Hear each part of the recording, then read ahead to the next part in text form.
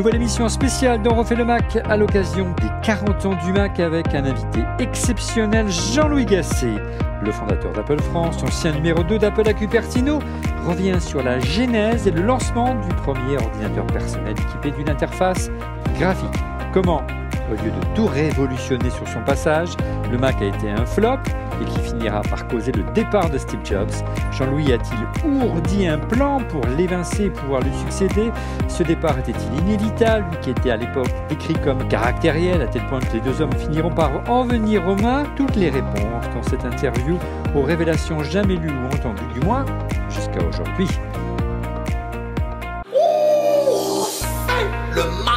Bonjour à toutes et à tous, vous regardez On refait le Mac, alias ORLM. Très heureux de vous retrouver pour notre débat tech hebdomadaire. Une émission exceptionnelle car, vous le savez, nous célébrons les 40 ans du Mac, 40e anniversaire du Macintosh, lancé le 24 janvier 1984. Vous le savez, nous avons prévu un cycle d'émissions spéciales pour célébrer l'événement. Et nous avons la chance cette semaine de recevoir un témoin privilégié de l'histoire du Mac. Il s'agit de monsieur Jean-Louis Gasset. Bonjour Jean-Louis. Bonjour à vous de Palo Alto. En duplex de Palo Alto. Merci Jean-Louis. On ne vous présente plus. Vous êtes le fondateur, entre autres, d'Apple France et d'Apple Europe.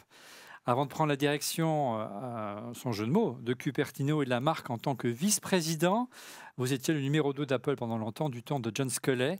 Vous avez succédé à Steve Jobs pour prendre la direction de la division matériel et du Mac chez Apple au milieu des années 80. Et puis, il y a eu d'autres aventures, bien sûr. On va parler également de l'aventure de Bee, qui aurait pu être le futur du Mac. Et puis, vous avez pris les commandes également un peu plus tard de Palm. C'est bien résumé, Jean-Louis? À peu près, oui, tout à fait. Tout à fait. Et les fameux Palm Pilot qui étaient le PDA et l'ancêtre de l'iPhone aujourd'hui. Merci infiniment, Jean-Louis, d'avoir accepté notre invitation. Et à mes côtés, qui vont vous interviewer également, le fantastique Christophe Degrave. Bonjour Christophe d'Underside. Bonjour Olivier, bonjour Jean-Louis. Bonne année. Et puis bonjour Laurent, évidemment. Et à tes côtés, disons le formidable, l'amazing Laurent Pantanage. Bonjour Laurent. Bonjour Jean-Louis, bonjour tout le monde. Ça me fait toujours plaisir Jean-Louis d'échanger avec vous. C'est gentil, merci. Toujours. Alors une belle histoire, 40 années qu'on va essayer de partager avec vous en 2 émissions. La première va commencer ce soir avec le premier chapitre. Et le premier chapitre, bien sûr, c'est la genèse du Mac. Découvrez Clean My Mac 10, l'utilitaire de référence pour faire le ménage sur un Mac sans effort. Clean My Mac vous permet de libérer des gigaoctets d'espace, d'accélérer votre Mac, de désinstaller des applications, mais également d'assurer votre confidentialité en ligne tout en vous protégeant des programmes malveillants. À l'occasion des 40 ans du Mac, MacPo, l'éditeur de Clean My Mac, vous propose une réduction de moins 10% en cliquant sur le lien dans la description de la vidéo ou via ce QR code qui s'affiche à l'écran et en tapant le code ORLM 10. Merci à Clean My Mac de nous soutenir.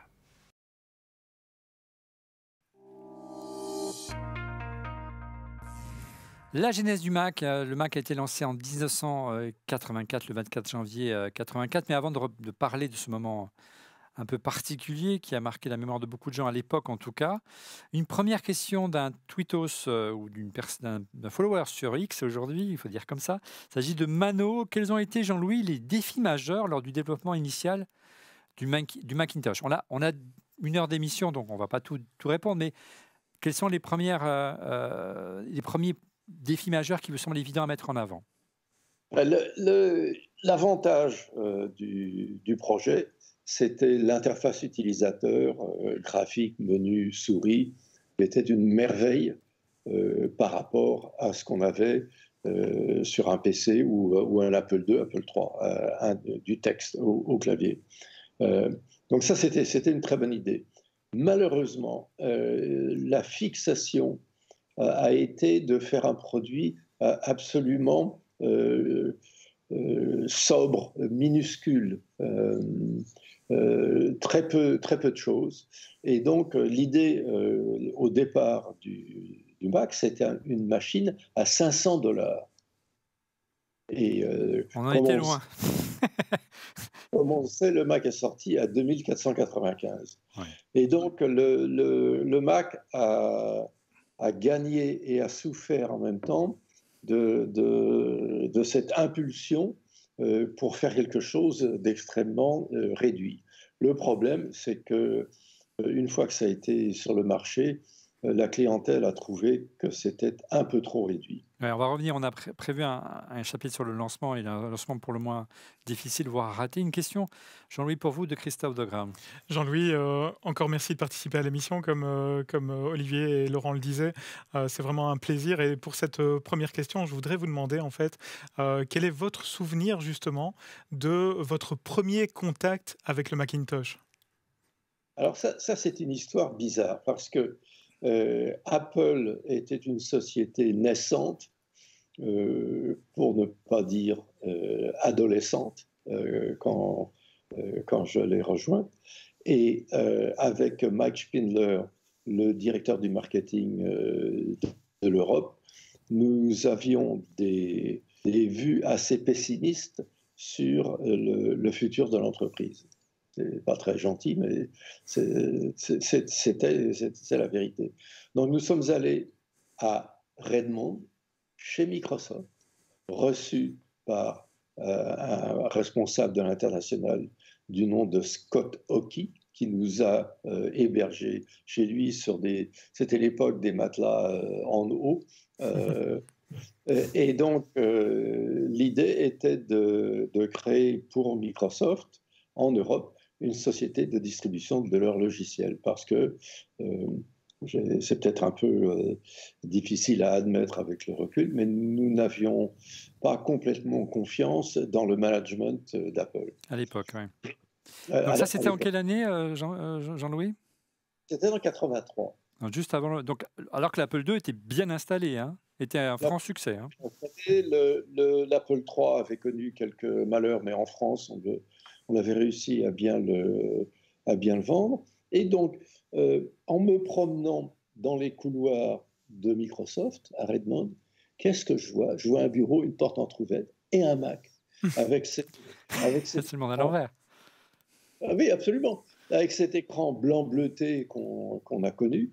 Et c'était un développeur de logiciels qui préparait Excel pour le Mac. Enfin, un tableur pour le Mac. Donc, j'ai été assez stupéfait de voir Microsoft aussi engagé là-dedans. Et nous sommes repartis, rien ne s'est passé. Et ensuite, en novembre 83, à Hawaï, j'ai vu la présentation du Mac à la force de vente réunie. Et ça, j'ai été complètement époustouflé. Parce que Steve Jobs, on le sait, était un magicien.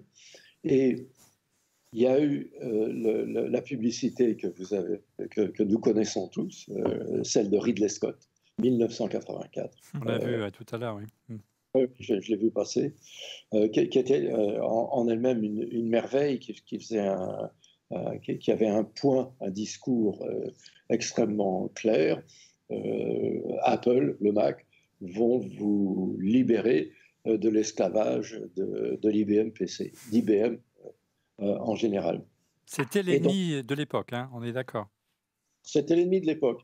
Et on appelait ça les êtres au théâtre, descendent de la machine du théâtre, un Mac, au bout d'un fil. Et au milieu de la descente, le Mac qui avait un microphone connecté, le Mac s'allume avec le fameux bong qu'on connaissait, qui était très reconnaissable à l'époque. Et ça a été l'hystérie complète dans la salle. C'était vraiment un moment exceptionnel. Génial. Avant la keynote de janvier 84 officielle de révélation au grand public, il y a eu une première keynote à Hawaï où Steve avait réuni, enfin la direction d'Apple avait réuni le top manager, je pense, de l'entreprise, et vous étiez présent. Vendeur, parce que c'était une entreprise qui n'était pas très très grande à l'époque, et donc toute la force de vente était réunie à Hawaï pour se distraire boire des cocktails, enfin, les réunions de vente de l'époque qu'on ne pourrait plus faire aujourd'hui. Question de Laurent. Ça veut dire, Jean-Louis, que depuis la France, finalement, il y avait peu d'infos qui avaient filtré. La découverte, ça a été c'est ce coup de chance, finalement, à Redmond, et la découverte officielle en interne en 83, fin 83. Absolument. Ah, c'est incroyable. Et ce qui est amusant, on en parlait avant le début de cette émission ensemble, et vous en parliez un petit peu à l'instant, l'idée du départ de faire un ordinateur à $500, parce qu'à l'origine du projet Macintosh, ce n'est pas Steve Jobs qui est à l'origine de ce projet, mais Jeff Raskin. Absolument. Jeff Raskin, qui avait une très très bonne idée de faire une machine simplissime, vraiment le minimum, minimaliste, si vous préférez. Et donc, ça a donné des idées à Steve Jobs. Les relations entre Jeff et Steve se sont un peu gâchées ensuite. Oui, un peu passionné, dirons-nous. Oui, deux passionnés. Mais l'idée de Jeff Raskin de faire une machine minimaliste était extrêmement attrayante. Le problème, c'est que quand on est trop minimaliste, on ne fait plus grand-chose. Et la clientèle était habituée à l'IBM PC, qui avait un disque dur, qui avait un écran couleur, un système d'exploitation d'une qualité moyenne. PC-DOS, MS-DOS, c'était pas terrible, mais enfin, ça fonctionnait. Et donc, l'idée de faire une machine à $500 à cette époque-là, l'idée était très bonne. Malheureusement, il a été impossible de réaliser cette idée, d'où le fait que le Mac est sorti à un prix. En dollars d'aujourd'hui, le Mac sortirait à $7 500. Oui, avec l'inflation aujourd'hui. Oui. Donc ça veut dire que le projet initial de Jeff Raskin n'avait pas du tout la même vision en termes d'interface, pas d'interface graphique notamment, ni de souris, qui fera la légende du Mac à sa sortie, et qui fera que le Mac fut une révolution. On en parlait il y a une semaine, la semaine dernière, il y a 15 jours, avec votre ami Bertrand Serlet, qui est le patron, qui est le patron de macOS 10, c'est l'un des papas de macOS 10, l'ère moderne d'Apple. Cette interface aurait été inspirée par une visite au Xerox PARC en décembre 1979 par Steve Jobs. Qu'est-ce que vous aviez entendu de cette histoire de votre côté? Que Steve Jobs était très enthousiaste. Il faut quand même, quelle que soit l'affection et le respect qu'on a tous pour Steve Jobs, il fallait quand même, avec le recul, savoir que Steve Jobs était vu comme, allez, disons, fantasque. C'est-à-dire qu'il racontait un peu n'importe quoi. Bon, il y a prescription, Jean-Louis. Oui, il y a prescription. Non, mais bon, on connaît son succès, y compris Pixar. Faut pas oublier ça. Et donc, Steve disait, ça y est, on est arrivé, on va avoir mieux que l'Alto de Xerox dans une boîte, dans une petite boîte. Qui, les dirigeants de France Télécom me l'ont reproché, était une copie de la boîte du Minitel. Vous vous souvenez du Mac, le dessus était comme ça, puis après il y avait l'inclinaison, il y avait une poignée. C'était exactement la même boîte que le Minitel. Naturellement, ça n'était pas une copie, c'est simplement l'inspiration qui a circulé. Regardez, on est raccord, on a même prévu l'image. Effectivement, il y a quelques airs de ressemblance, celui d'un ordinateur tout en un. Et effectivement, on reviendra dans un instant avec Christophe sur le design, notamment, ils sont aussi inspirés d'une célèbre console de jeu de l'époque. Une question d'un tweetos. Tu avais une question peut-être? Non, en fait, par rapport à ça, Jean-Louis, en fait, justement, par rapport à ce design qui se rapproche de celui du Minitel, est-ce qu'aujourd'hui, vous pensez, avec le recul, que réellement un Minitel est arrivé en fait dans les mains à Cupertino d'un quelconque designer en fait et qui s'en est vraiment inspiré? Je ne sais pas. C'est pas vous qui avez envoyé un Minitel à Cupertino, on est bien d'accord. J'ai envoyé un Minitel à Cupertino à une époque. Ah ben voilà. Ce sont deux faits, bien évidemment, complètement décorrélés. On est d'accord. Je ne sais pas, je ne sais pas si le Mac était déjà conçu, gelé en quelque sorte, et que les deux designs se sont controuvés en quelque sorte. Mais c'est vrai que la ressemblance, je me souviens de la tête déjà de France Télécom qui était indignée. Surtout qu'à l'époque, un des grands dirigeants, que je ne nommerai pas, me disait que l'Internet, ça ne sert à rien. Ouais, bah oui, des choses ont changé depuis. La question, c'est pourquoi on vous a demandé d'envoyer effectivement ce Minitel, et au-delà, c'est vrai qu'il y avait un engouement énorme en France autour de ce terminal télématique qui permettait de surfer déjà, mais on était loin de l'Internet, il n'y avait pas d'interface véritablement graphique. Une question sur X d'Alexandre Zermati. Regardez, l'anecdote du Mac qui devait s'appeler Bicycle, on l'entend beaucoup de la part de Steve Jobs. Selon vous, est-ce qu'elle était véridique ou pas? Ou c'est une légende urbaine? Alors, je pense que c'est une légende urbaine qui s'explique quand même, il n'y a pas de fumée sans feu. C'est que Steve Jobs avait une expression très juste. Il disait « l'ordinateur personnel, c'est la bicyclette pour l'esprit ». C'est-à-dire un moyen de se déplacer, pas cher, un minimum d'énergie, une grande mobilité. Et c'est vrai, c'est vrai. Jean-Louis, vous savez pourquoi il utilisait cette expression, hein? Il utilisait cette expression parce qu'il disait qu'il avait lu une étude d'une université et que cette étude universitaire indiquait que la puissance nécessaire pour parcourir 1 kilomètre.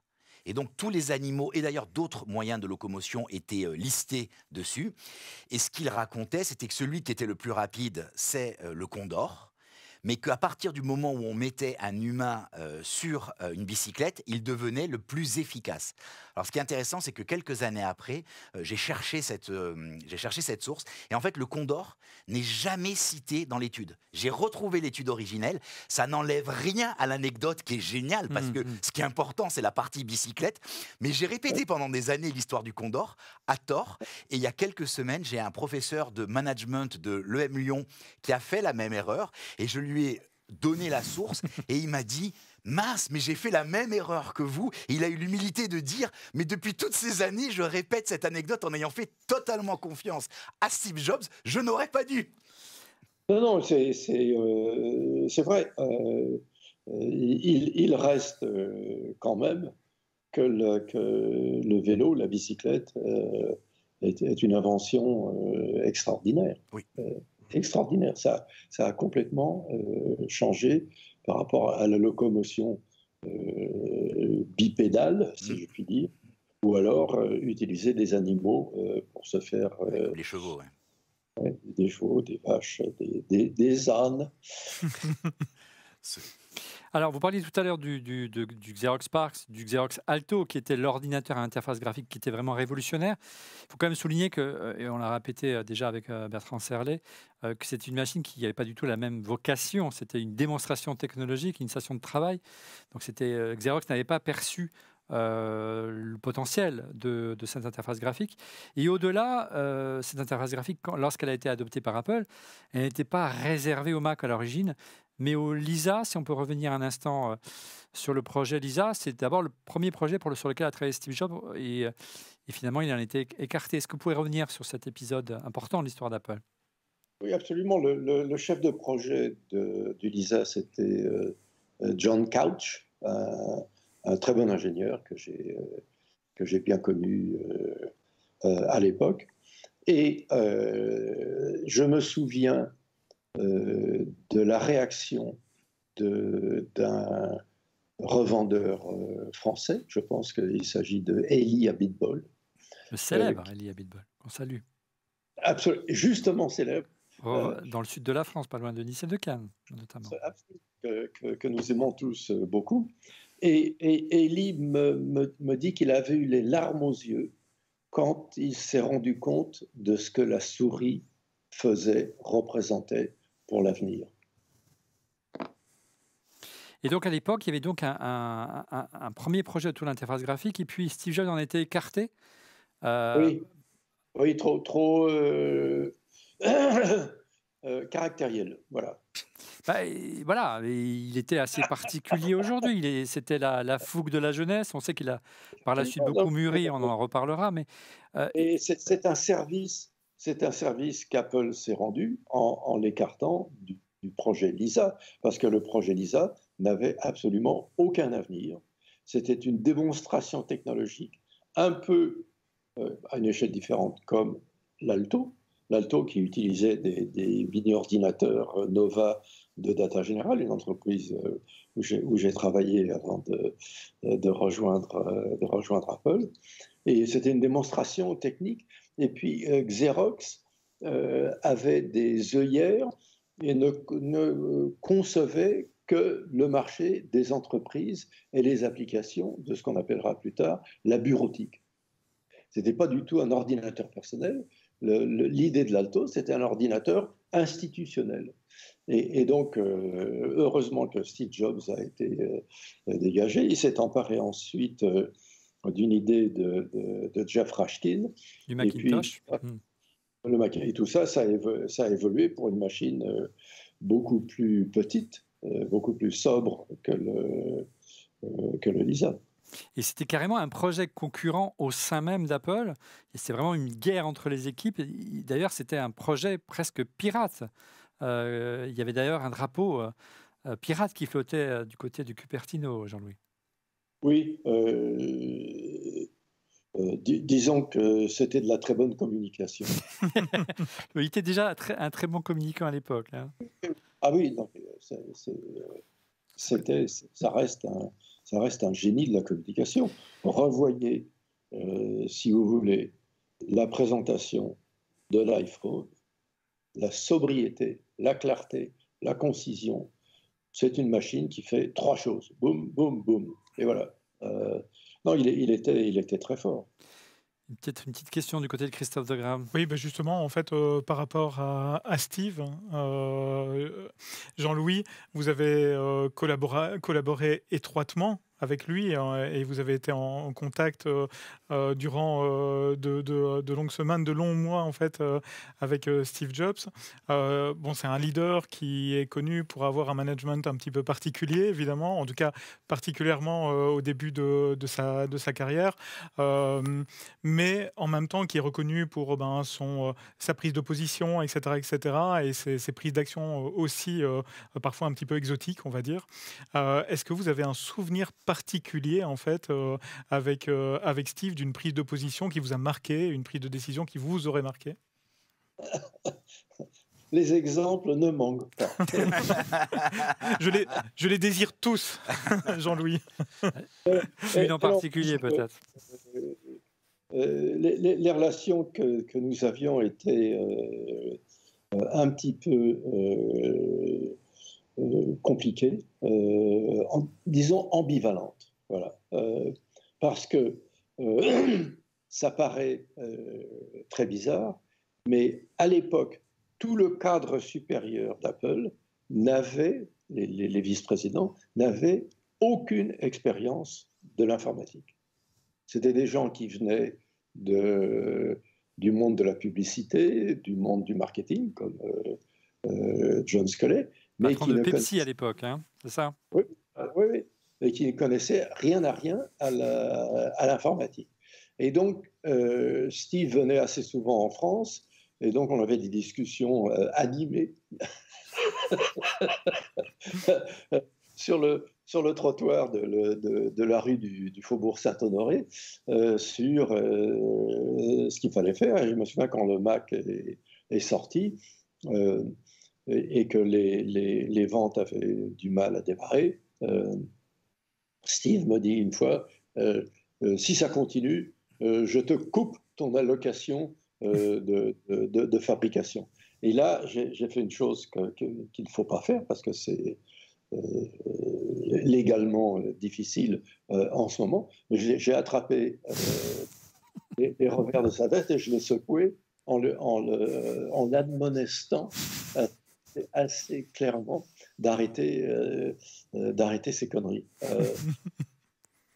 Mais comme je l'ai dit en commençant, c'était des relations ambivalentes, c'est-à-dire qu'il avait du respect pour moi, pour l'équipe que je dirigeais, parce que Apple France était à l'époque un succès hors norme par rapport au reste d'Apple.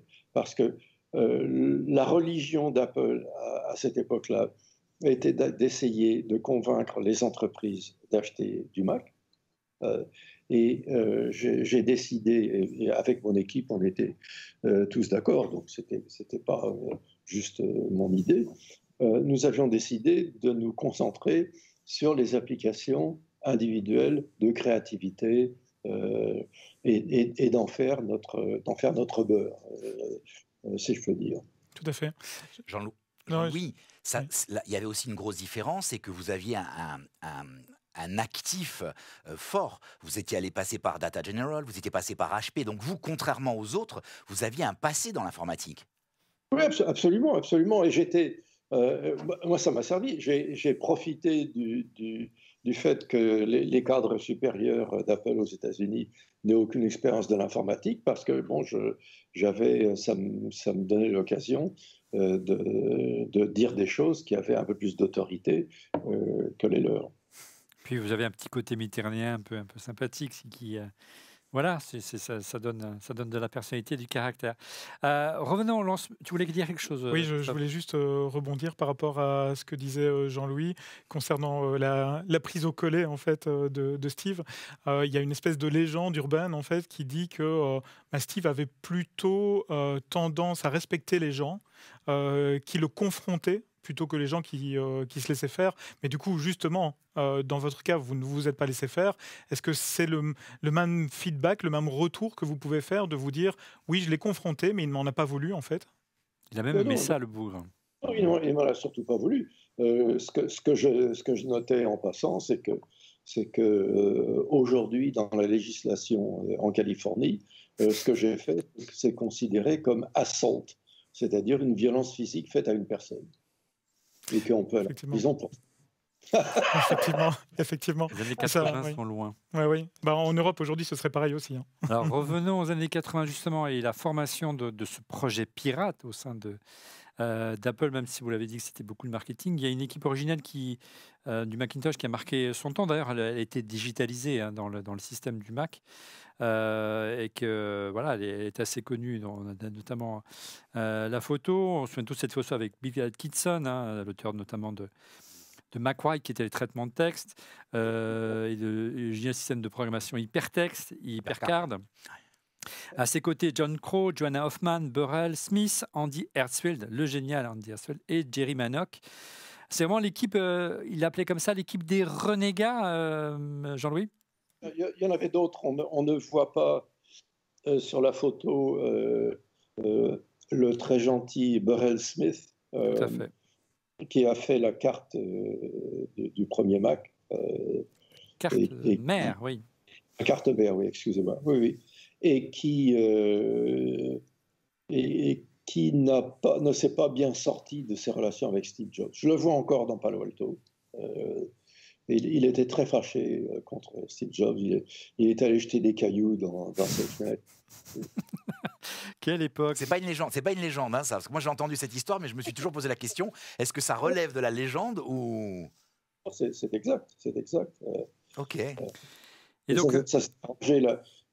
Palo Alto a une police vraiment assez bienveillante.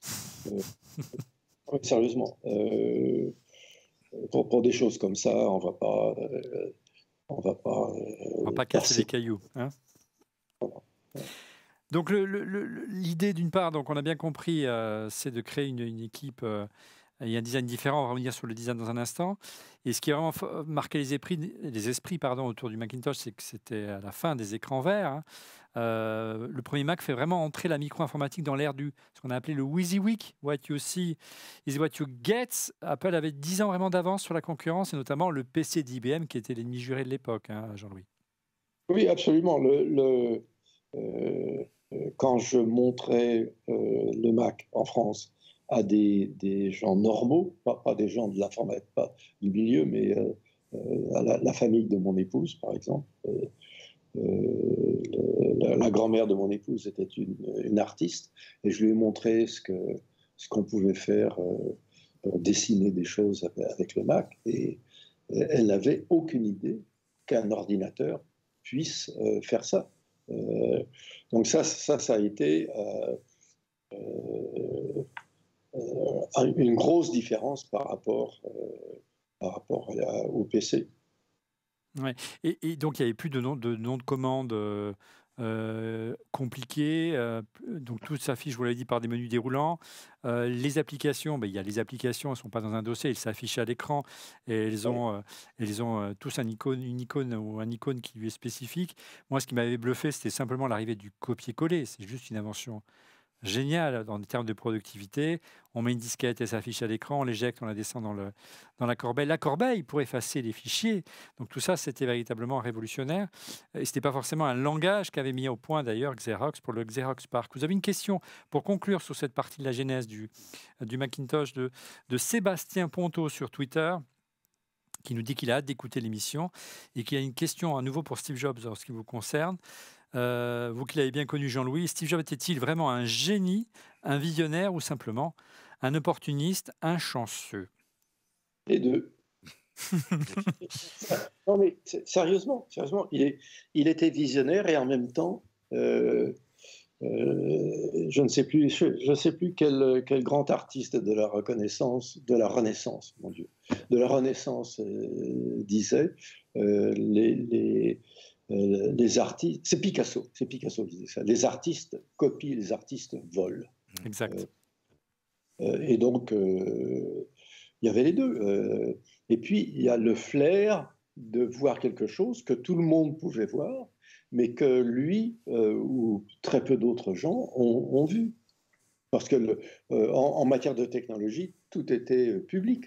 Et donc, s'il a saisi une opportunité, on peut dire que c'est un opportuniste. On peut dire aussi que c'est un visionnaire qui a vu, ce qui est vrai, des choses que d'autres n'ont pas vues. On le verra plus tard avec l'iPod, l'iPhone et l'iPad. Bien sûr. Et au-delà, vous parlez de visionnaire. En tout cas, il avait une vision, un pari, vous allez voir dans un instant, c'est celui du design. Est-ce qu'on peut dire, que Jean-Louis, que la conception du Mac, du premier Mac, le Macintosh originel, est le premier ordinateur domestique dont la conception s'est accompagnée d'une vraie réflexion en matière de design? Oui, absolument. Absolument, ce n'était pas une boîte comme on faisait les PC de l'époque. Avant le PC d'IBM, il y a eu plein de machines, de Commodore à Victor, à Eagle, etc. C'était un monde extraordinairement foisonnant. Apple, Steve Jobs se sont distingués en faisant quelque chose de vraiment différent, reconnaissable. Donc tout le monde voyait que c'était un Mac et non pas un PC ordinaire. Ça me sera reproché plus tard avec le Mac 2 qui avait plus la physionomie d'un PC ordinaire, mais on en parlera peut-être. Oui, mais en tout cas, le Mac a marqué une transition, une rupture du design. C'est ça, exactement. Jean-Louis, par rapport à ce design, j'avais justement une question, parce que vous parliez tout à l'heure des IBM, des mini PC, des mini ordinateurs, pardon, etc., etc.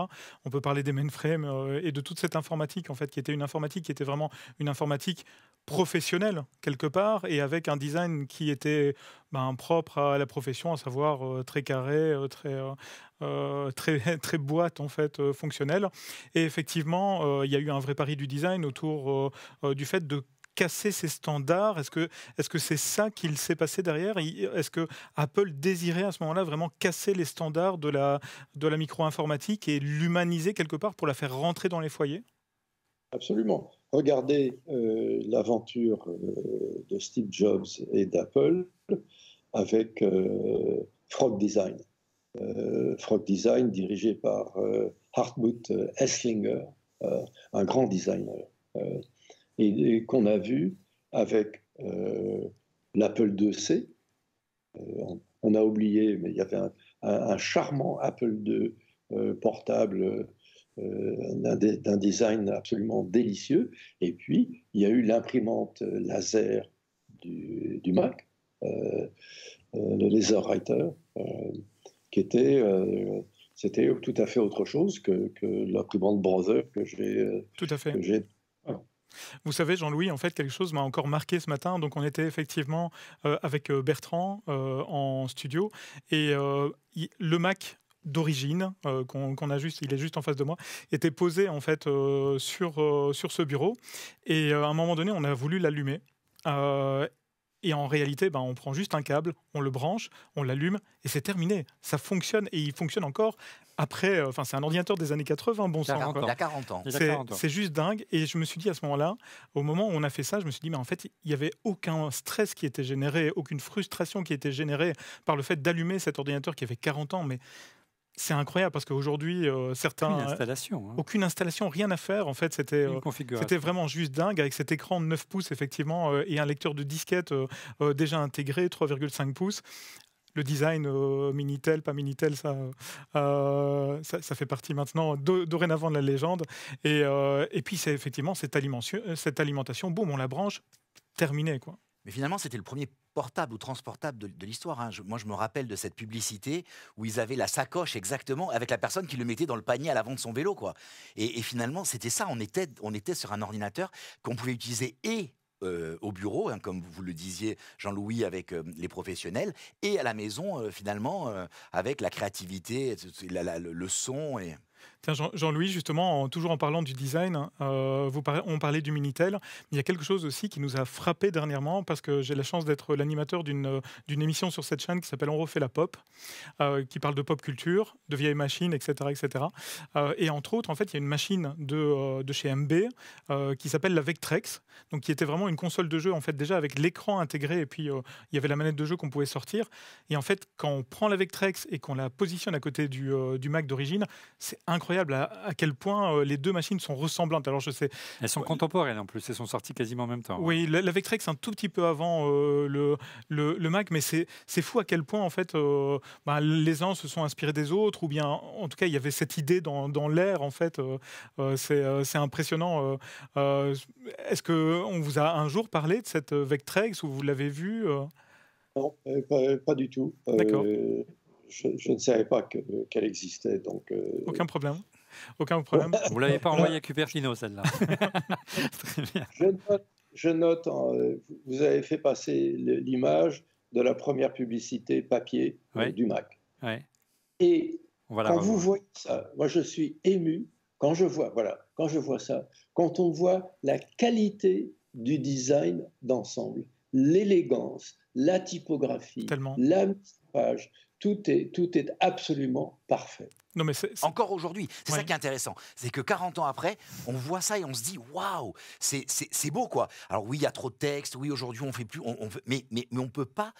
Je veux dire, ne pas dire qu'il y a quelque chose d'émouvant à regarder ça. Je suis entièrement d'accord avec vous, Jean. Absolument, absolument. Ça, c'est une chose qui m'a toujours fait plaisir en travaillant chez ou en considérant Apple de l'extérieur. Il y a un souci dominant, avec des hauts et des bas, mais il y a un souci dominant d'élégance du design. Et c'est vrai qu'on l'a pas assez souligné à l'époque, parce que, vous parliez tout à l'heure de Frog Design, qui a été donc la première agence de design à laquelle a travaillé Apple avant qu'elle l'intègre au sein même de sa compagnie, puis Johnny Ive est arrivé derrière.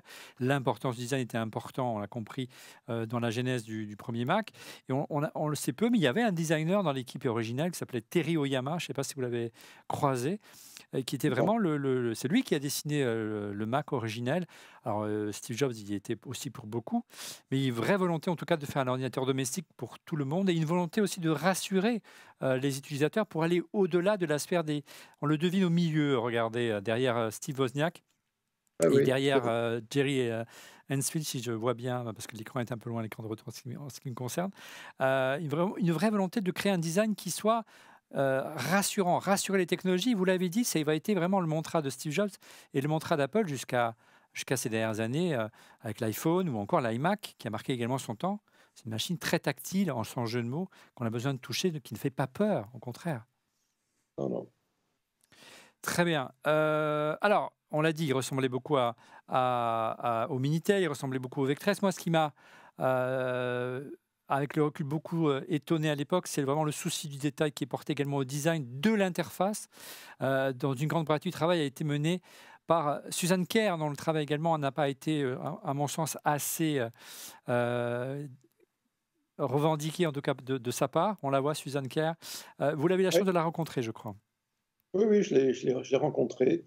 Elle était discrète et ne revendiquait pas une contribution importante dans le bac.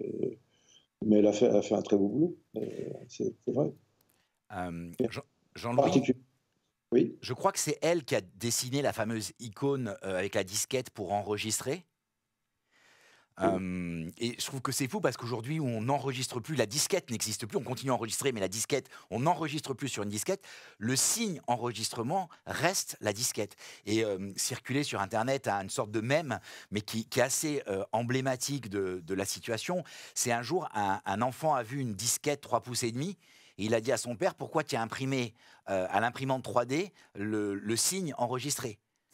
Ouais, le retournement de l'histoire, quoi. ouais, ouais. Alors, Suzanne K a été embauchée par Apple effectivement en 82, donc c'est une typographe, c'est ça, Oui, Jean-Louis, pour concevoir l'interface graphique et les polices de caractère. On lui donne notamment la police de caractère Genova, qui était la police d'Apple pendant des années. Et sur sa carte de visite, on pouvait lire artiste de l'interface humaine Macintosh, selon Wikipédia. Et vraiment, son mantra, c'était comment rendre intuitive cette interface pour que l'ordinateur soit accessible à tous. C'était d'ailleurs le brief qu'avait fait Steve Jobs. Et son brief était plus précisément ta maman doit pouvoir utiliser un Macintosh.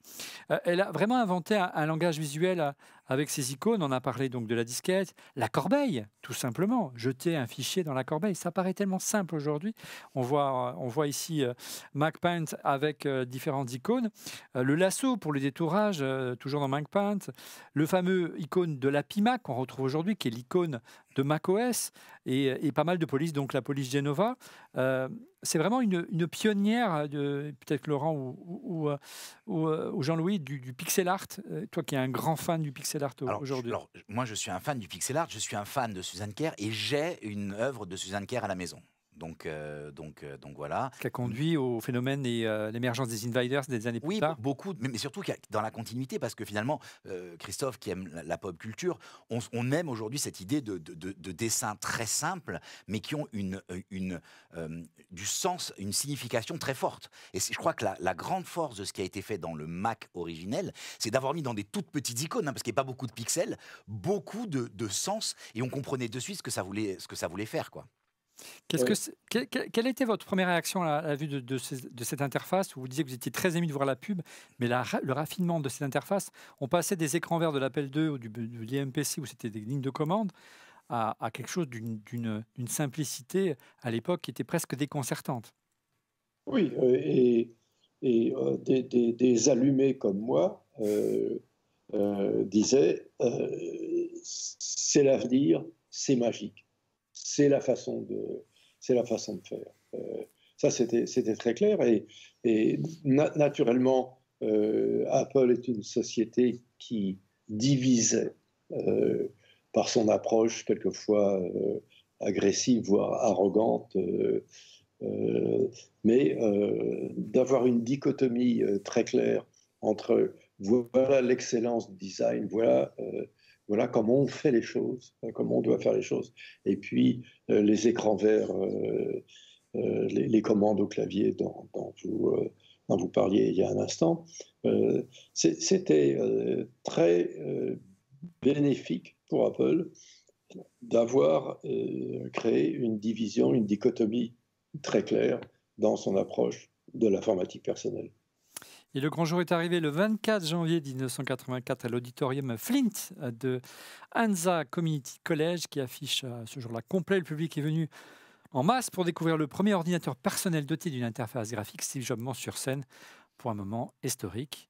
Il a seulement 29 ans à l'époque et pour l'occasion, il n'a pas de jean et baskets, vous allez voir. Un élégant costume croisé garni d'un étrange nœud papillon. Séquence nostalgie. Et il le sort, regardez, du fameux sac. Alors, on ne peut pas mettre le son, on l'avait déjà présenté il y a 15 jours avec Bertrand, parce qu'il y a de la musique de Vangelis, donc les droits d'auteur nous empêchent de le mettre. Mais voilà, costume cravate pour Steve, c'est assez rare. Il met la disquette, l'ordinateur s'allume, comme ce matin lorsqu'on a fait l'expérience 40 ans après. Magique. Et la foule était vraiment en délire. On voit le démarrage et le Mac qui prend vie. Bon, on est en 84, les moyens des Apple Event n'étaient pas celles de l'Apple Vision Pro, mais on arrivait quand même à faire des choses assez épatantes. Vous avez un souvenir particulier de ce moment, Jean-Louis ? Je n'étais pas là. Je n'étais pas présent. Mon souvenir, c'est celui que nous avons évoqué ensemble de novembre 83, où je me suis dit à l'époque, alors c'est pas très joli de dire ça, mais je vais le dire quand même, les meilleurs propagandistes des dictateurs n'avaient pas le savoir-faire de Steve Jobs. Alors, vous remplissez meilleur propagandiste des dictateurs, vous regardez un peu vers l'Est et vous voyez de quoi je parle. Non, voilà. Non, c'est émouvant. Jean-Louis, vous avez, je crois me souvenir que vous avez rejoint Apple en début décembre 80, hein, si je ne me trompe pas. Le 12 décembre 80. C'est ça, hein, je crois que vous nous aviez dit lors d'une précédente émission, le jour de l'introduction en bourse, c'est ça ? Oui. Voilà. Oui. Et donc là, on est en 84, 4 ans se sont passés. J'ai découvert en faisant mes devoirs que votre fils était né, je ne savais pas, quelques semaines avant votre entrée chez Apple, hein, parce que je crois qu'il est né en octobre 80. Et j'ai découvert aussi que votre première fille, mais votre second enfant, je crois que vous avez 2 filles après, elle est née en 84. Donc vous avez quand même des années qui sont étroitement liées à Apple quand même. Et puis le troisième enfant, notre troisième fille, est née juste avant la sortie du Mac 2. Ah, c'est incroyable quand même. Bien, en tout cas, ça savait que vous aviez encore du temps pour votre famille, ça nous rassure un petit peu. Et pour faire des enfants. Je suis un heureux père de famille et maintenant grand-père. Super. Tiens, justement, Jean-Louis, c'est sujet complètement inopiné en fait, mais c'est quand même une question que moi je me pose en fait. Je me la posais déjà en fait ce matin avec Bertrand, et ici, du coup, je ne rate pas le coche en fait. Je vous pose la question. Il y a des grands hommes en fait comme vous par exemple en fait qui prenaient la direction d'équipes en fait, de projets presque insensés à l'époque en fait, en tout cas qui demandaient pas mal de votre temps, j'imagine. En fait, en tant que père, en fait, est-ce que c'est quelque chose que vous avez eu difficile à gérer, en fait, c'est quelque chose qui a été naturel pour vous? La réponse, c'est que je me suis bien marié. Merci Brigitte. Absolument. Et donc, c'est elle qui a maintenu un peu d'équilibre, un peu plus d'équilibre dans la famille. Mais en même temps, j'ai pris quand même le temps d'emmener les enfants sur les routes de Californie et même un peu plus loin. Non, ça a été y avait une époque où je me vantais bêtement de dormir 5 heures par nuit, mais ça n'a pas duré. Il ne faut pas faire ça. J'entends un président de la République que je ne nommerai pas dire à un hebdomadaire sympathisant qu'il dort 3 heures par nuit. Et je me dis, mais Ah oui. c'est pas ça. Non, non, c'est certain. Notre corps réclame quand même un minimum de repos et de prise de recul par rapport à certaines situations. Alors revenons au Mac si vous voulez bien, Jean-Louis. Le Mac, en tout cas, à sa sortie, on a vu tout le battage médiatique, tout le talent, tout le savoir-faire qui va être répété avec plus de succès dans les années qui vont suivre, notamment après son retour à la fin des années 90. Mais là, le Mac, cette fois-ci, n'a absolument pas provoqué le tsunami des ventes qu'a prédit Steve Jobs. Hein. Oui. Oui, ça a été décevant. Alors, je vous propose d'ailleurs qu'on y consacre un chapitre, ça s'appelle le Mac lancement raté. Découvrez Clean My Mac 10, l'utilitaire de référence pour faire le ménage sur un Mac sans effort. Clean My Mac vous permet de libérer des gigaoctets d'espace, d'accélérer votre Mac, de désinstaller des applications, mais également d'assurer votre confidentialité en ligne tout en vous protégeant des programmes malveillants. À l'occasion des 40 ans du Mac, MacPo, l'éditeur de Clean My Mac, vous propose une réduction de moins 10% en cliquant sur le lien dans la description de la vidéo ou via ce QR code qui s'affiche à l'écran et en tapant le code ORLM 10. Merci à Clean My Mac de nous soutenir.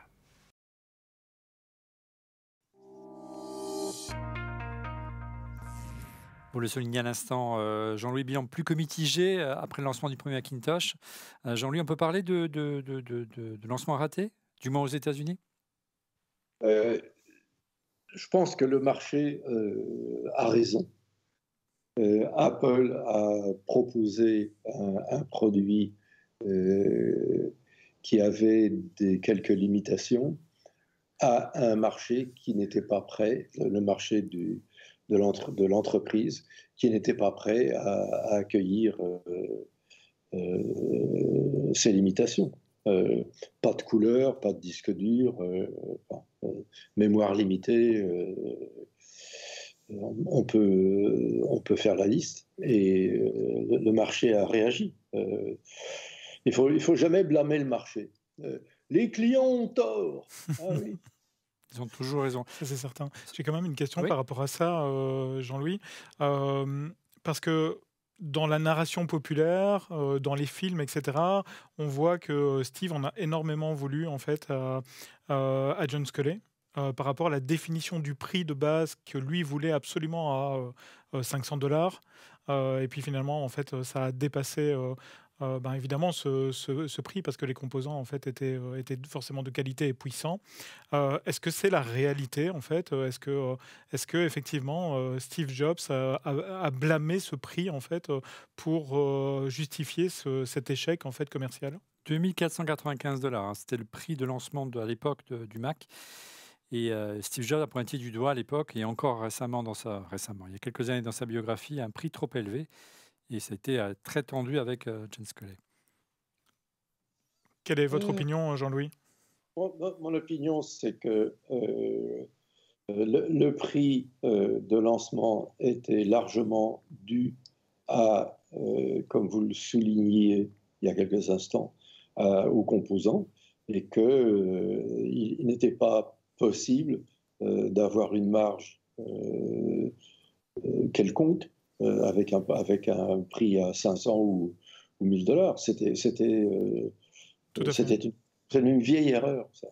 Parce qu'aujourd'hui, si on regarde par exemple les Sony ou bien même Microsoft, si on prend le lancement d'une console comme la PlayStation 4 ou PlayStation 5 ou même la PlayStation 3 en son temps, Sony vend à perte le matériel pour après en fait tout simplement vendre des accessoires, vendre du logiciel en fait sur lequel ils vont pouvoir finalement se faire de la marge. Est-ce que ça n'aurait pas été une approche possible en fait à l'époque du Mac, du lancement du Mac? Absolument, c'est une très bonne question. Le problème, c'est que le Mac n'était pas conçu pour bénéficier de la vente de cartouches, d'accessoires. C'était un produit qui voulait se satisfaire entièrement de lui-même. J'ai bien essayé à l'époque de convaincre Steve et John de créer une division pour des applications logicielles, mais c'était très compliqué, très lent, et il allait falloir des années pour ça. Ça s'est finalement fait avec l'App Store de l'iPhone. Tout à fait. Tout à fait, c'est ce que j'allais dire. Finalement, ils en sont arrivés là, en fait. Et ça a été un succès. Oui, ça a été c'est un énorme... Mais donc, 20 ans plus tard. Donc, ce qui veut dire, en fait, que à ce moment-là, vous aviez déjà, vous, l'idée, en fait, de pouvoir faire ce genre de choses, de vous dire, on va avoir une division logicielle qui va créer des applications pour pouvoir les vendre, en fait, et faire vivre l'écosystème. Oui, mais c'était trop lent, trop lourd.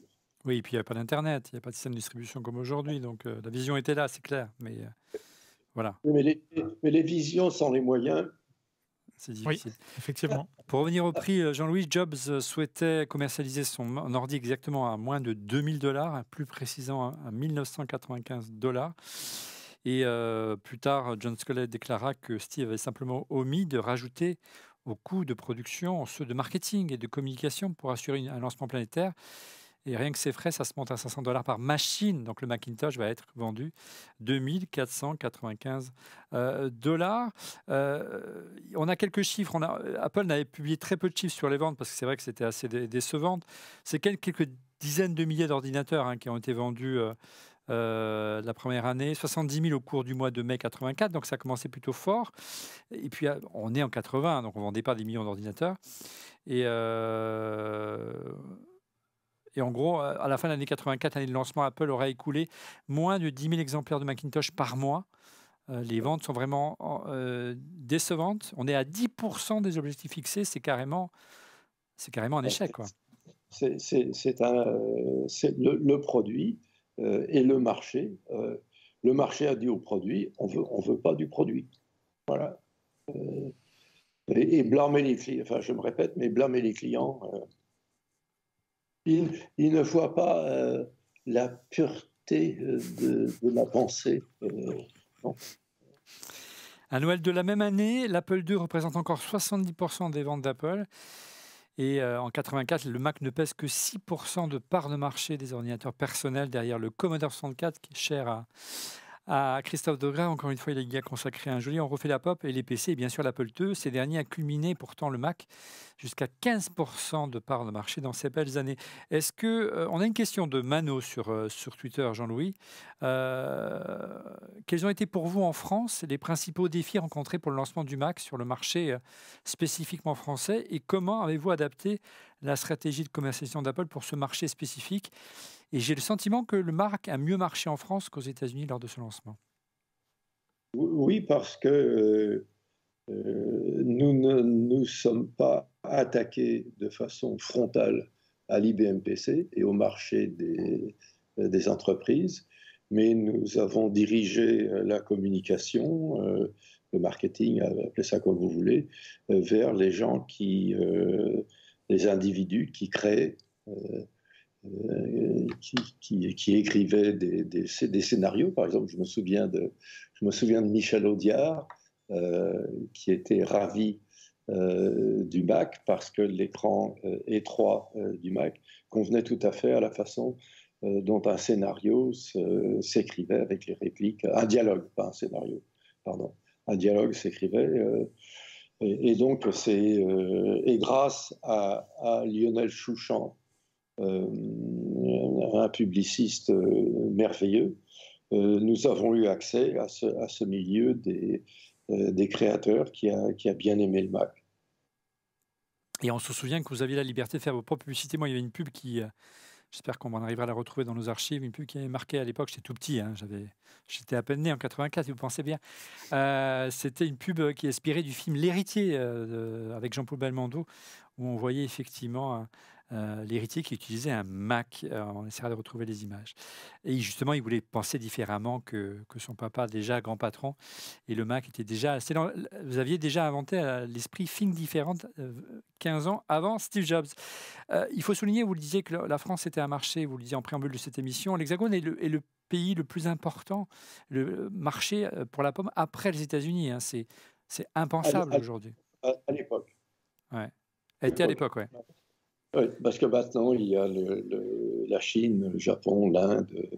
Donc, la place de la France là-dedans n'est pas ce qu'elle était au milieu des années 80. Une autre raison peut-être, Laurent, qui peut s'expliquer, si Jean-Louis veut bien le confirmer, une des causes principales de l'échec aussi du lancement du Macintosh originel. Ouais, j'ai lu toujours avec beaucoup d'intérêt que quand vous avez pris les rênes du développement produit, donc après, avant, là on parle de la France, mais je pense que c'était deux de vos credos étaient, le premier, une plus forte ouverture, le deuxième, des prix et donc des marges plus élevées. Je crois que vous aviez une phrase 30, 50, enfin quelque chose, vous aviez une expression là-dessus. 50 or dead, un truc comme ça, hein, c'est ça? Quelque chose comme ça, oui. Je ne me souviens pas exactement. 50% de marge ou la mort, en gros. Alors, ma question est la suivante. On a la preuve aujourd'hui qu'Apple a embrassé un des deux, c'est-à-dire celui des prix hauts et des marges hautes. Mais l'ouverture, est-ce que finalement l'ouverture qui manque aujourd'hui à Apple n'est pas ce qui a déjà manqué par le passé? C'est une machine fermée à l'époque, hein. On ne pouvait rien y faire, rien y connecter. Hein. Aucun bus d'extension, rien. Hein. À l'époque, mais quand je suis arrivé à Cupertino, on en reparlera peut-être, et que j'ai dit aux ingénieurs, écoutez, il faudrait quand même ouvrir le matériel pour avoir des possibilités d'extension, mettre un disque dur, faire un meilleur son, de la couleur, et les ingénieurs me disent, ben oui. Je dis, comment ça, ben oui, pourquoi vous ne l'avez pas fait? On pensait bien, mais Steve ne voulait pas. Steve était fanatiquement, névrotiquement attaché au noir et blanc. Ce qu'on a vu avec Next. Effectivement.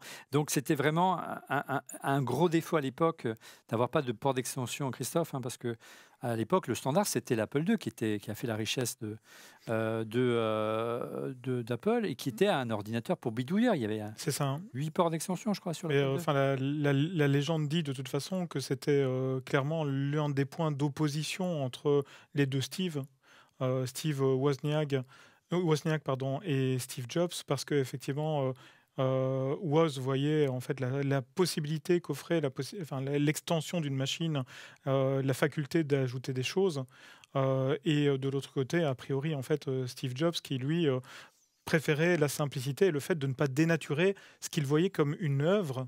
Et donc, en fait, tout simplement, c'est pas que l'un avait raison et l'autre avait tort. C'est tout simplement que c'était deux visions complètement différentes. En fait, c'est comme si tu faisais une voiture, en fait, sur laquelle tu peux éventuellement ajouter de la couleur à un moment donné, et puis de l'autre côté, en fait, avoir un autre véhicule qui a été pensé en fait comme une œuvre que l'on ne vient pas modifier. C'est comme si tu allais ajouter des choses sur ton tableau, ça se fait pas. Et donc, en fait, j'imagine, Jean-Louis, confirmez-moi ou pas, en fait, mais que c'est finalement, en fait, ce dialogue de Steve Jobs qui s'est prolongé au travers du Mac, en fait, et qui était déjà existant à l'époque, en fait, et qui a sans doute créé des frustrations à l'époque de l'Apple II, quoi. Oui. Alors, les deux Steve étaient vraiment très différents. Avaient des visions du monde très différentes. Malheureusement, on n'a pas eu la possibilité de voir ce que Steve Wozniak pouvait faire après Apple. Il a un peu erré, il n'y a pas eu grand-chose. Mon assistante à Cupertino avait été brièvement l'assistante de Steve Wozniak quand il avait quitté Apple, et il cherchait, mais il n'a pas trouvé.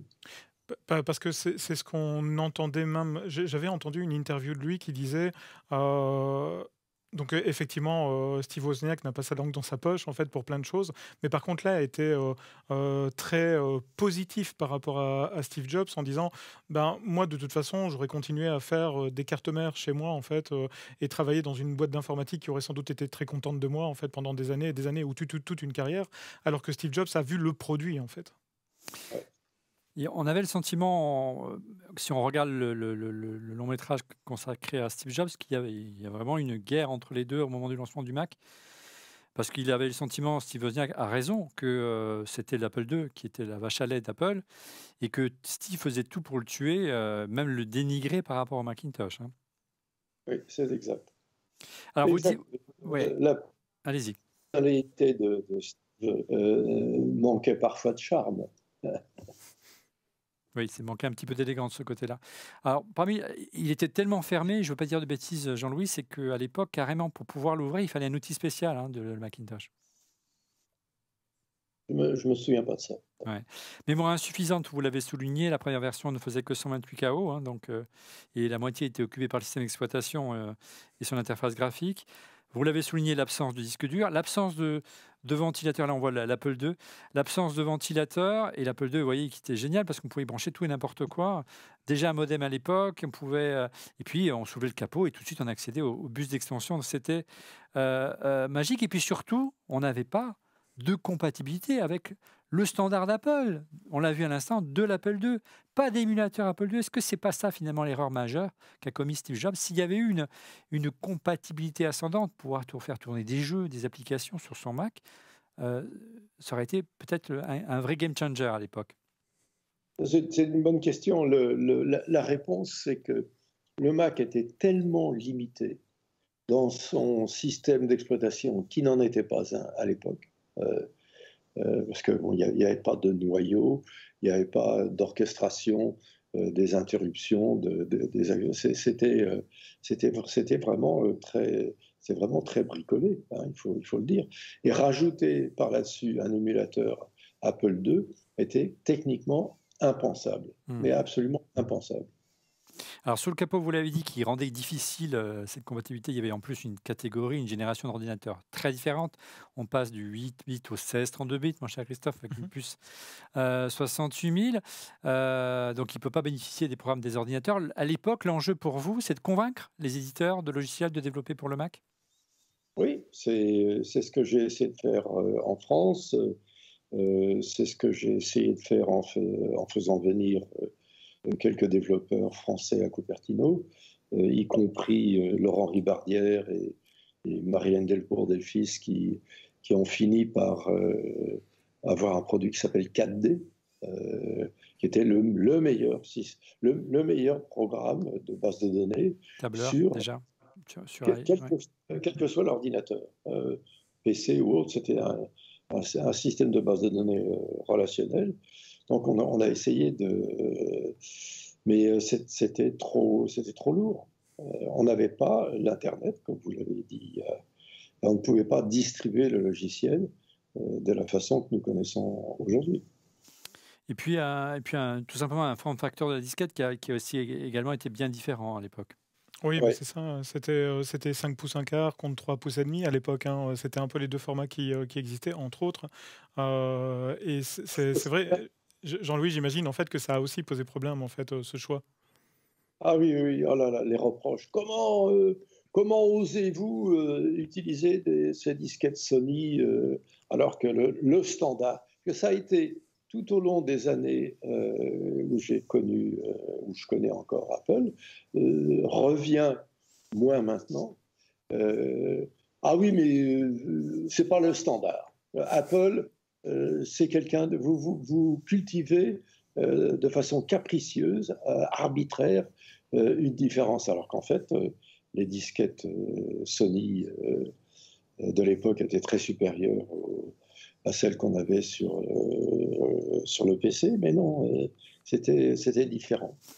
Donc un ensemble de choses qui font que le Mac déçoit. Steve Jobs entre en guerre contre le PDG d'Apple, John Sculley, qu'il avait lui-même embauché et débauché plutôt chez Pepsi. Il finit par démissionner, Steve Jobs, le 17 septembre 1985 pour laisser seules les commandes d'Apple à son adversaire.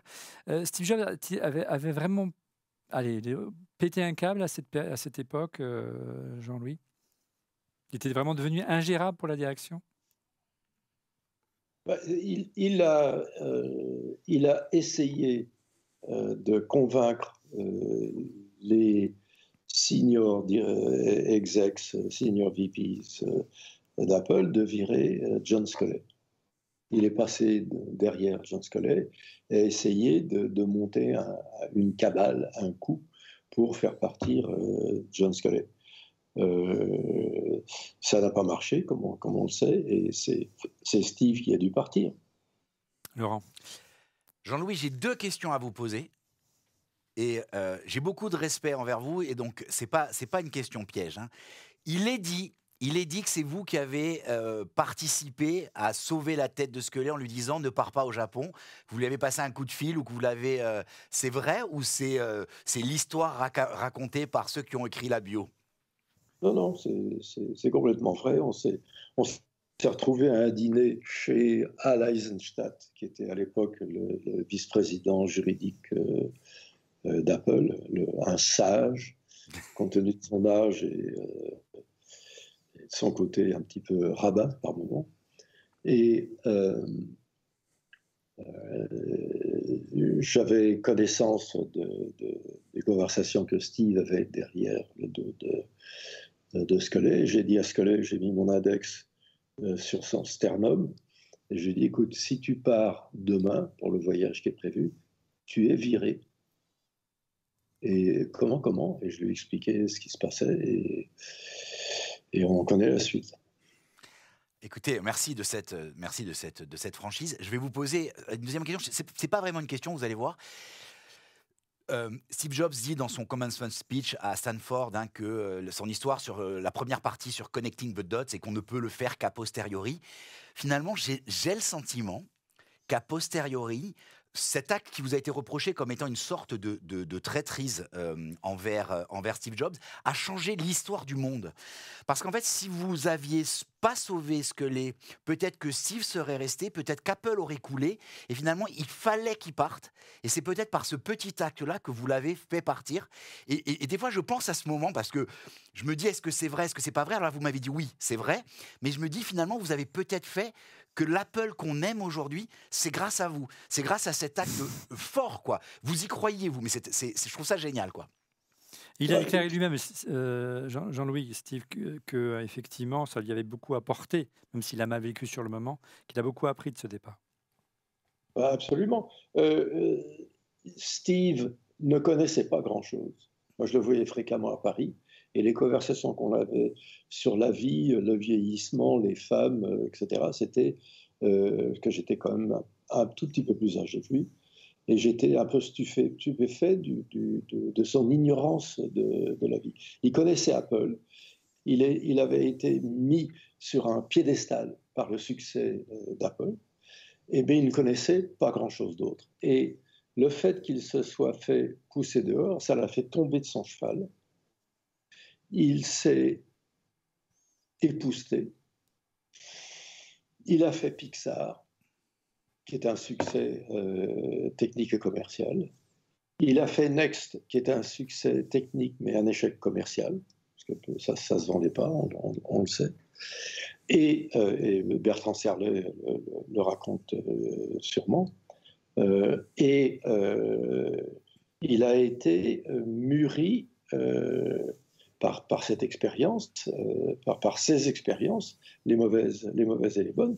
Et quand il est revenu aux commandes d'Apple, ça a été le plus grand turnaround, le plus grand renversement de tendance qu'on ait jamais vu dans l'industrie informatique. Parce que Apple était mourante quand il est revenu en 97, et il a fait un deal avec Bill Gates, et il a trouvé dans les bureaux un designer qui travaillait pour le designer en chef, qui était Bob Brunner, mais un designer qui est Johnny Ive, et c'est parti, parce qu'il a amené avec lui de vrais informaticiens, Bertrand Serlet, et pas mal d'autres. Jean-Marie Hulot, notamment également. Et donc, il a réussi ce prodige de glisser sous le logiciel du Mac une vraie plateforme, qui est en fait une plateforme Unix, et donc de donner au Mac une robustesse technique qui lui manquait. Jean-Louis, il est dit qu'il a jamais pardonné, que Steve Jobs n'a jamais pardonné à Sculley ce qui s'était passé, mais c'est pas le cas avec vous. Je crois qu'il a débarqué un jour chez vous à la maison pour vous amener à un événement, c'est ça? Oui. Bah, si vous voulez, il était quand je me suis fait mettre dehors par John. Parce que il avait bien fait, parce qu'on était trop pas d'accord. Et donc, à un moment donné, quand un lieutenant n'est pas en accord profond avec le capitaine, il faut que le lieutenant parte. Donc, je suis parti. Steve m'a appelé 2 fois, m'a dit alors, qu'est-ce que tu veux qu'on parle? Je ne me sentais pas la force émotionnelle de travailler avec quelqu'un d'aussi difficile, d'un caractère aussi difficile que Steve. Et puis un jour, un matin, il est arrivé à la maison, sans prévenir, pour m'inviter au lancement de Next sur Intel. Et donc j'ai accepté, parce que j'avais écrit un article assez favorable à Next sur la 4e de couverture de Next World, qui était un de ces magazines consacrés à Next. J'avais écrit un article assez élogieux sur Next parce que je le pensais. Je pensais que c'était un beau produit. Et donc, je me suis retrouvé assis à côté de Paul Jobs, le gentil père adoptif de Steve. Et j'ai vu Steve faire une de ses très mauvaises présentations, parce qu'il faut une présentation de 3 heures. Presque aussi long qu'a refait les Macs, ça c'est pour dire. 3 heures.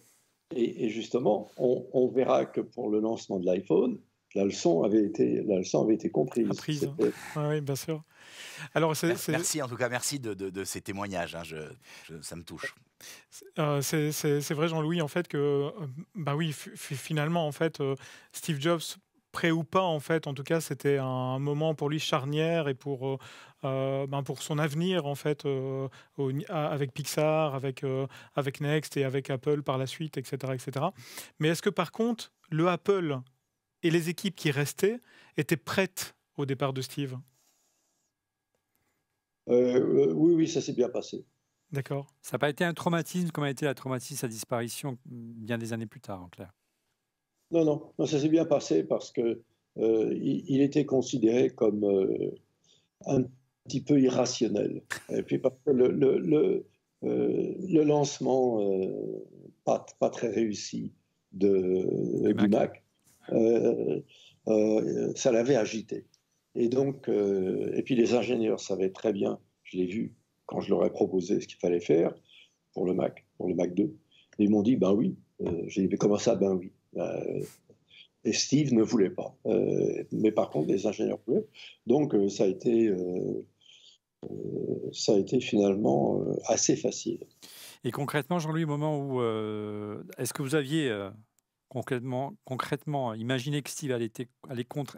Enfin, en parlant à John Sculley du risque qu'il soit viré, qu'à l'inverse, Steve allait prendre le risque de se faire virer, puisque même s'il a démissionné, il s'est aussi un peu fait virer, c'est le moins qu'on puisse dire.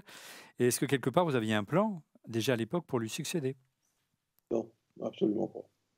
C'est à ce moment-là que Sculley vous propose de prendre quelque part sa place au cœur du réacteur et de le remplacer à la tête du développement du Mac?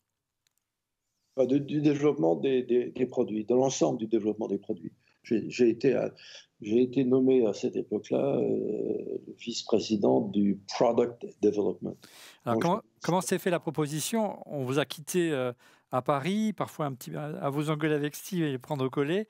Comment s'est fait le déménagement et le fait que vous atterrissez aux États-Unis? On a compris qu'il n'y avait pas forcément au sein des dirigeants d'Apple des gens qui avaient une parfaite connaissance et une vision technologique. Hein.